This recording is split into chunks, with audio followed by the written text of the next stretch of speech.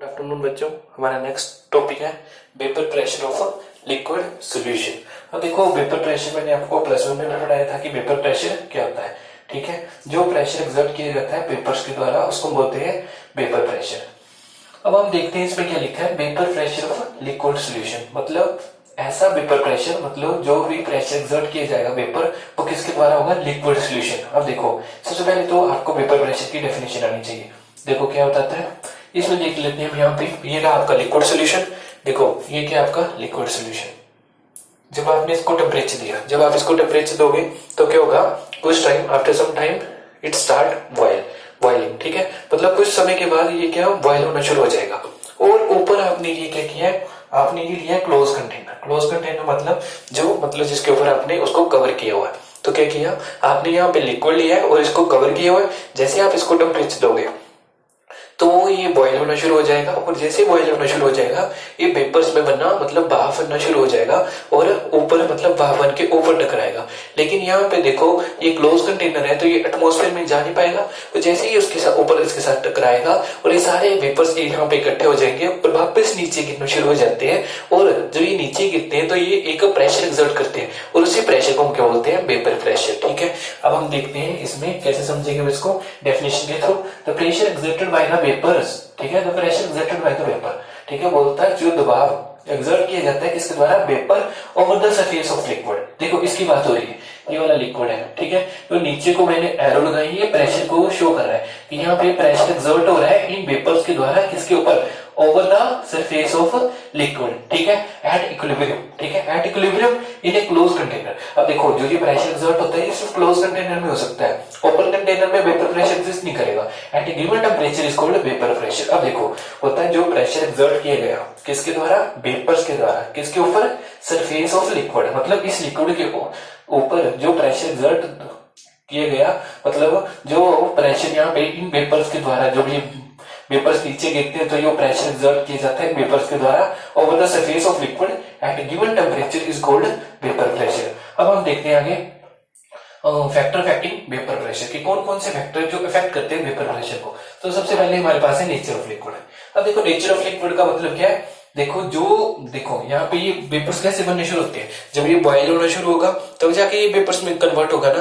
तो मतलब nature of liquid कैसे इफेक्ट करता है कि जो जितना जल्दी बॉयल होगा, जो जितना जल्दी बॉयल होगा वो उतना जल्दी क्या होगा, वो उतना जल्दी वेपर्स बनाएगा, और जो जितना जल्दी वेपर्स बनाएगा वो उतना ही जल्दी क्या करेगा, प्रेशर एक्सर्ट करेगा, वेपर प्रेशर एक्सर्ट करेगा। तो यही है हमारा first point, nature of liquid. अब देखो हमारे पास कुछ लिक्विड होते हैं जो जल्दी बॉयल होना शुरू हो जाते हैं, मतलब जो जल्दी बॉयल होना शुरू हो जाएंगे वो जल्दी वेपर्स, मतलब वो जल्दी बॉयल होंगे, वो जल्दी ही वेपर्स बनाएंगे और ऊपर टकराएंगे उस कंटेनर के साथ जो क्लोज कंटेनर होगा और प्रेशर एक्सर्ट करेगा। और हमारे पास कुछ ऐसे लिक्विड होते हैं जो जल्दी बॉयल नहीं होते हैं तो उनमें टाइम लगेगा। तो वही लिखा है नेचर ऑफ लिक्विड कि कौन सा फैक्टर, फर्स्ट फैक्ट हमारे पास है कि नेचर ऑफ लिक्विड। तो देखो मतलब each liquid has different magnitude of intermolecular forces. अब देखो इंटरमोलिकुलर फोर्सेस बोलता है हर एक लिक्विड की अपनी अपनी इंटरमोलिकुलर फोर्सेस होती है।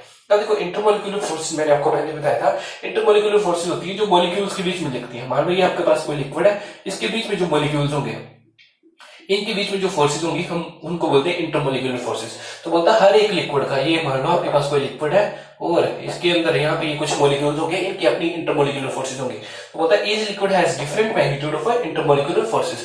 नेचर ऑफ लिक्विड में क्या आएगा कि हर एक लिक्विड का अपनी अपनी इंटरमोलिकुलर फोर्सेस होती है। देखो यहाँ जैसे मैंने हैशटैग में फर्स्ट में लिखा है more the interaction in molecules. बोलता अगर इन मॉलिक्यूल्स में, जो ये मैंने बनाया है सर्कल, बोलता अगर इनमें ज्यादा इंटरेक्शन होगी, इनमें ज्यादा इंटरेक्शन होगी तो जब हम इनको टेम्परेचर देंगे तो ये जल्दी बॉयल नहीं होंगे। देखो जब इन मॉलिक्यूल्स में ज्यादा इंटरेक्शन होगी तो जब हम इनको नीचे से टेम्परेचर देंगे तो ये जल्दी बॉयल नहीं होंगे, मतलब ये वेपर प्रेशर जल्दी एक्सर्ट नहीं करेंगे, मतलब लेस वेपर प्रेशर एक्सर्ट करेंगे।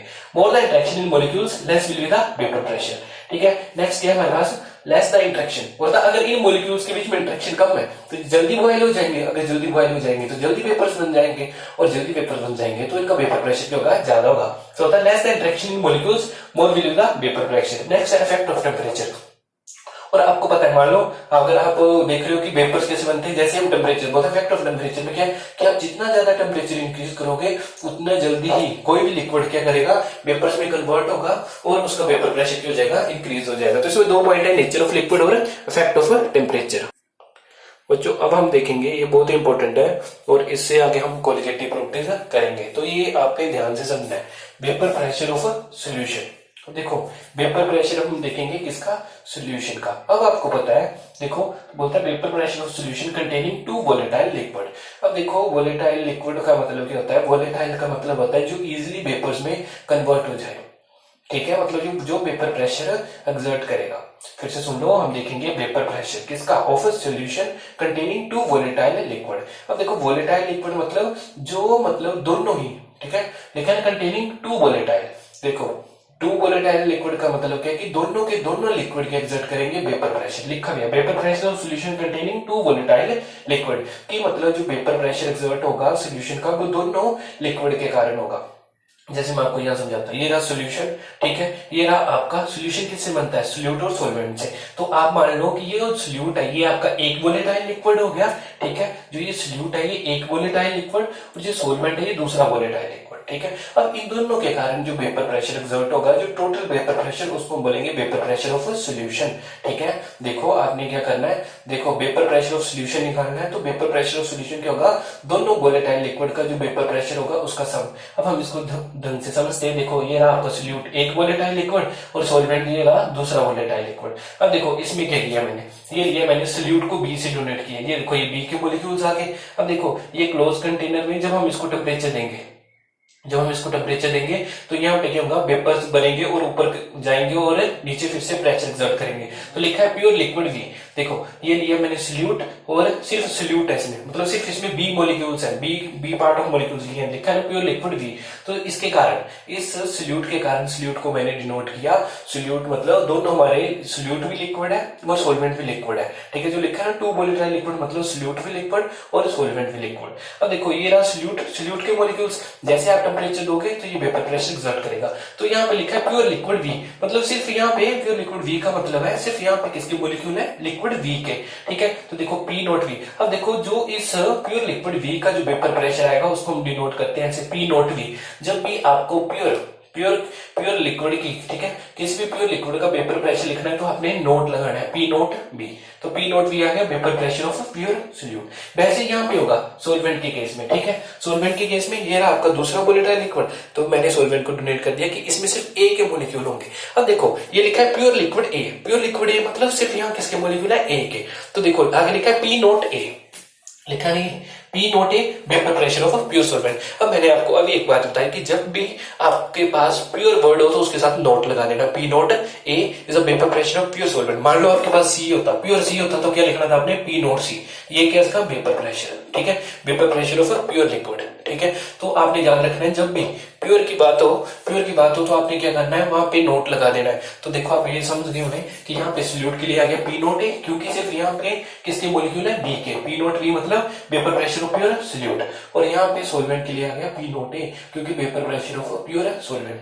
अब देखो जब सोल्यूट और सॉल्वेंट दोनों को मिक्स कर दिया, जब सोल्यूट और सॉल्वेंट दोनों को मिक्स कर दिया तो क्या बन गया आपका सॉल्यूशन। अब देखो ये देखना हमने इसका वेपर प्रेशर ये कर दिया मैंने ए और बी, देखो ना सोल्यूट और सॉल्वेंट दोनों के मॉलिक्यूल आ गए, यहाँ पे आ गए, मतलब जो सोल्यूट के थे बी और जो सॉल्वेंट था वो था ए, दोनों के मॉलिक्यूल आ गए, दोनों को मिक्स कर दिया। अब इनको फिर क्लोज कंटेनर में रखा, नीचे से टेम्परेचर दिया, तो ये क्या प्रेशर एक्सर्ट करेंगे। अब हम देखेंगे इसका, इस पूरे का वेपर प्रेशर देखेंगे इस सॉल्यूशन का, तो ये लिखा मैंने पी सॉल्यूशन। तो जो इसका वेपर प्रेशर आएगा ना, ये लिखा है वेपर प्रेशर ऑफ सॉल्यूशन, ये रहा वेपर प्रेशर ऑफ सॉल्यूशन। अब देखो ये क्या आएगा, ये लिखा है ना vapour pressure exerted by both A and B.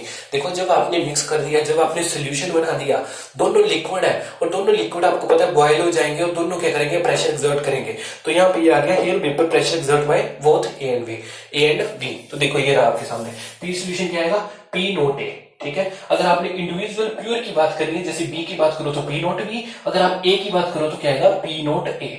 अब देखो सॉल्यूशन की बात हो रही है तो सॉल्यूशन के लिए क्या आएगा, वेपर प्रेशर ऑफ सॉल्यूशन क्या आएगा, P naught A X A plus P naught B X B. अब देखो आपको इसको ध्यान रखना है कि जब भी वेपर प्रेशर ऑफ सॉल्यूशन की बात आएगी तो क्या आएगा, P naught A X A plus P naught B X B. देखो पी नोट ए क्या है, यहाँ पे vapour pressure of pure solvent, क्या है, vapour pressure of pure solvent, ये रहा आपके सामने vapour pressure of pure solvent, मतलब BP of pure solvent, BP of pure solvent. और आपको पता है एक्स ए क्या है, mole fraction of mole fraction of solvent. ठीक है, तो आपने याद रखना है। और पी नॉट भी क्या है, vapour pressure of pure solute, और एक्स भी क्या है, mole fraction of B molecules. तो यहां से आपका एक न्यू रूल निकलेगा जिसको हम बोलेंगे रोल्स लॉ, उसको हम पढ़ेंगे। तो आपने याद रखना है कि वेपर प्रेशर ऑफ सॉल्यूशन क्या होगा, मतलब vapour pressure of a pure solvent and its mole fraction. फिर से सुन लो, vapour pressure of pure solvent and its mole fraction. और दूसरा, ठीक है, क्या होगा, वेपर प्रेशर ऑफ सॉल्यूशन, मतलब रोल्स लॉ आपको क्या बताता है कि वेपर प्रेशर ऑफ सॉल्यूशन क्या होगा, vapour pressure of each component. ठीक है, देखो सॉल्यूशन का क्या होगा कि ईच कंपोनेंट लेना है आपने। देखो तो ये आ गया आपका सोल्यूट, ये आ गया सॉल्वेंट, तो क्या होगा, vapour pressure of pure solvent and its mole fraction, vapour pressure of pure solute and its mole fraction. तो रोल्स लॉ कुछ भी नहीं है, उसमें क्या होता है, उसका प्योर पार्ट लेते हैं। जैसे रोल्स लॉ आगे मैं पढ़ाऊंगा, उसमें ध्यान आपको फिर से अच्छे से पढ़ाऊंगा। तो आपने यहाँ याद रखना कि रोल्स लॉ के अकॉर्डिंग क्या होगा, ये रोल्स लॉ के अकॉर्डिंग है कि vapour pressure of pure component and its mole fraction, और बीच में सम का साइन आ गया, प्लस का साइन आ गया, vapour pressure of pure component and its mole fraction. तो रोल्स लॉ क्या था कि vapour pressure of pure component and its mole fraction. तो अब मैं आपको आगे पढ़ाऊंगा रोल्स लॉ, क्या पढ़ाऊंगा, रोल्स लॉ। ठीक है, रोल्स लॉ हमने करना है। देखो पहले हम करेंगे जब दोनों हमारे पास होंगे वोलेटाइल लिक्विड, मतलब दोनों के दोनों क्या करेंगे, प्रेशर एक्सर्ट करेंगे। ध्यान से पढ़ना है, ध्यान से सुनना। रोल्स लॉ पढ़ना है हमने कि जब रोल्स लॉ हम दो कंडीशन में करेंगे, जब दोनों के दोनों वोलेटाइल लिक्विड होंगे। ठीक है, एक ये हो जाएगा, अभी आपको करवाने लगा हूं। और दूसरा होगा रोल्स लॉ हम तब करेंगे जब एक वोलेटाइल होगा कि एक के कारण प्रेशर एक्सर्ट होगा और दूसरा क्या होगा, नॉन वोलेटाइल। तो ध्यान से सुन लेना, रोल्स लॉ करवाने के बाद मैं आपको रोल्स लॉ करवाऊंगा, फिर उसमें हम पढ़ेंगे एक वोलेटाइल। ठीक है, मतलब दोनों के दोनों वोलेटाइल लिक्विड होंगे। ठीक है, दोनों के दोनों वोलेटाइल लिक्विड, मतलब दोनों के दोनों प्रेशर एक्सर्ट करेंगे। और दूसरा कंडीशन मैं आपको पढ़ाऊंगा जिसमें होगा एक वोलेटाइल होगा, एक वोलेटाइल लिक्विड और दूसरा नॉन वोलेटाइल लिक्विड। तो अब हम देखते हैं रोल्स लॉ। बच्चों ये आपका रोल्स लॉ बहुत ही इंपॉर्टेंट है, ये अभी मैंने आपको इसके बारे में बताया भी था पीछे। ठीक है, देखो इसमें क्या बोलता है, state that a given temperature for a solution of a volatile liquid. ठीक है, ये किसके लिए हम देख रहे हैं, रोल्स लॉ मैं आपको पहले करवा रहा हूं जब दोनों के दोनों क्या होंगे, वोलेटाइल लिक्विड। ठीक है, दोनों के दोनों वोलेटाइल लिक्विड होंगे। ये रहा आपका, ठीक है, ए मतलब एक कंपोनेंट आ गया, मतलब एक सोल्यूट होगा और एक सॉल्वेंट होगा। अब देखो इनके कारण क्या आएगा, आपका वेपर प्रेशर आएगा। अब देखो इसमें जो आप दोनों को कंबाइन कर देते हो, जब मैंने आपको बोला था जब प्योर होगा, मान लो अगर प्योर ए का वेपर प्रेशर देखना तो पी नॉट है, और जब प्योर बी होगा तो इसका आएगा पी नॉट बी। अब देखो जब दोनों को हमने कंबाइन कर दिया, देखो ये दोनों को हमने ए के मॉलिक्यूल और बी के मॉलिक्यूल दोनों को कंबाइन कर दिया, मतलब दोनों वोलेटाइल लिक्विड है, तो वेपर प्रेशर क्या आएगा, रोल्स लॉ के अकॉर्डिंग आएगा। बोलता है it state that a given temperature for a solution of a volatile liquid. बोलता है it state that a given temperature for a solution, ये रहा आपका सॉल्यूशन। ठीक है, इसके लिए हम देखेंगे क्या वेपर प्रेशर आता है। बोलता है it state that a given temperature for a solution of volatile liquid the partial pressure of each component. अब देखो ये वर्ड आया the partial pressure of each component. Partial pressure मतलब देखो इसकी बात हो रही है, ईच कंपोनेंट, देखो दो कंपोनेंट है इसमें, एक क्या है ए और दूसरा क्या है बी, दो कंपोनेंट है। तो बोल रहा है the partial pressure of each component, हमने मतलब अलग अलग देखना है। ठीक है, ए के लिए अलग से वेपर प्रेशर और बी के लिए the partial pressure of each component in a solution. बोल रहा है जो पार्शियल प्रेशर होगा each component in a solution, बोलता है इस सॉल्यूशन में जो पार्शियल प्रेशर होगा वो, ठीक है, आपको क्या करना है, पी सॉल्यूशन कैसे निकालना है, पार्शियल प्रेशर देखना है, partial pressure of each component.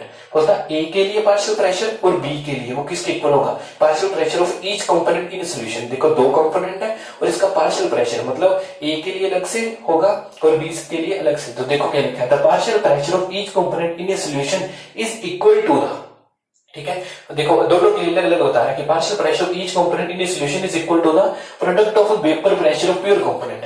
क्या करना है, प्रोडक्ट करना है vapour pressure of pure component and its mole fraction. ठीक है, product of vapour pressure of pure component and its mole fraction. अब देखो क्या मतलब है, बोलता है partial pressure of each component. देखो मैं यहाँ पे बात कर रहा हूँ ए के लिए, ठीक है, मैंने बोला दो कंपोनेंट है, मैंने इसकी बात की, partial pressure of each component क्या बोला इसने, देखो ध्यान से देखना, is equal to the product of vapour pressure of pure component. इस चीज को product of vapour pressure of pure component, देखो product of vapour pressure of pure component, ये आ गया। प्रोडक्ट का मतलब बीच में क्या होगा, multiply, product of vapour pressure of pure component, मैंने ये चीज लिख ली, vapour pressure of pure component and its mole fraction, ये आ गया। Product of vapour pressure of its pure solvent and its mole fraction, तो ये आ गया आपका। ठीक है, एक कंपोनेंट के लिए है, वैसे दूसरे के लिए होगा। Partial pressure of second component क्या होगा, इसका pure component and its mole fraction. तो मैं सीधी सी बात जो मैंने आपको पहले बताई थी कि देखो पार्शियल प्रेशर ऑफ ए के लिए क्या होगा, उसका प्योर कंपोनेंट लो और उसकी मोल फ्रैक्शन। देखो ए के लिए क्या होगा,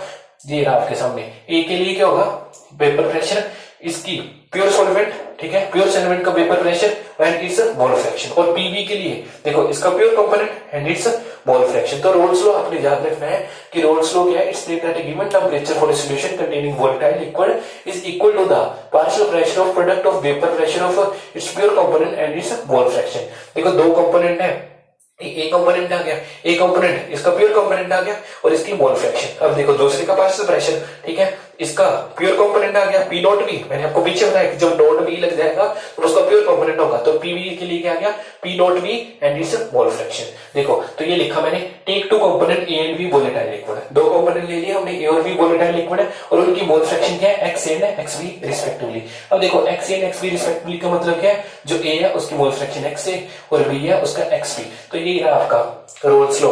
रोल्स लॉ क्या बोलता है कि इसका जो पार्शियल प्रेशर होगा वो क्या होगा, इसका pure component and its mole fraction. तो ये लिखा है P not A vapour pressure pure component A, और देखो पीवी इसका भी क्या होगा pure component P nought B and its mole fraction X B, B nought B vapour pressure of pure component B. आगे डेल्टन लॉ लगाया, Dalton law क्या है कि हमने टोटल प्रेशर निकालना होता है तो दोनों का सम कर दो, पीटी पीए प्लस पीवी, ठीक है, बस ये वैल्यू आपने यहाँ पे पुट कर दी। आगे में पता है मोल फ्रैक्शन के थ्रू हमने पढ़ा था x A plus x B कितना होता है 1, और यहाँ से हमने एक्स ए की वैल्यू निकाल ली तो कितनी आ गई 1 माइनस एक्स बी, ठीक है। अब इस चीज में हमने ये वैल्यू पुट कर दी, PT P not A 1 minus X B plus, यहाँ तक आपने ये छोड़ देना।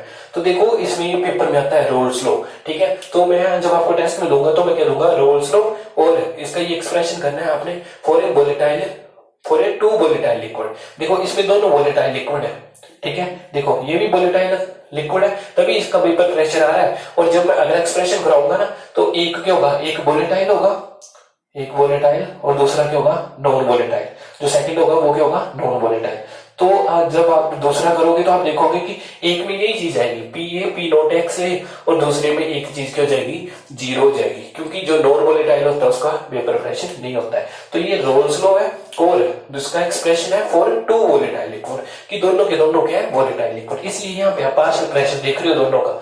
और अगला मैं आपको करवाऊंगा Raoult's law according to one non volatile, ठीक है, कि दूसरा रोल्स लॉ होगा उसमें एक वोलेटाइल होगा दूसरा नॉन वोलेटाइल होगा।